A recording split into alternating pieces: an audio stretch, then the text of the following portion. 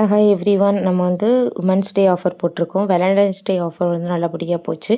அதில் வந்து நிறைய கஸ்டமர் வந்து பிஸ்காஃப் ப்ரௌனியும் ப்ராண்டீஸ் ஆட் பண்ணுங்கள் ஆஃபர் போட்டேனான்னு சொல்லியிருக்காங்க. அதே மாதிரி நம்ம ஆட் பண்ணியிருக்கோம். இதில் பார்த்திங்கன்னா வந்து குக்கி ஸ்டஃப் ஆட் ஆகும். அவுட்டர் லேயர் வந்து கிறிஸ்பியாகவும் இன்சைட் லேயர் வந்து சூவியாகவும் இருக்கும்.